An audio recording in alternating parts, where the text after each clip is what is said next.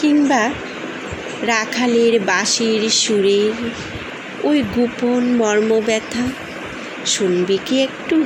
দূর পাহাড়ের ঝর্ণাধারার নীরব কলকলানি প্রতিনিয়ত সে ছুঁতে চায় তোমারই হৃদয়খানি।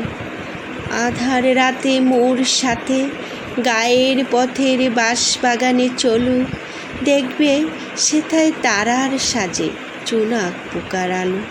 হে পথের প্রতীক, পদস্পর্শে রেখে যাওয়া নিত্য তোমার ছায়া বাড়িয়ে দেয় পথে ফুটা ওই বনফুলের মায়া। যদিও সে বেড়ে ওঠে নিতান্তই তোমার অনাদর অবহেলায়, অথচ কি জানো পথের দুপাশ রাঙিয়ে রাখে সে তোমারই অভ্যর্থনায়।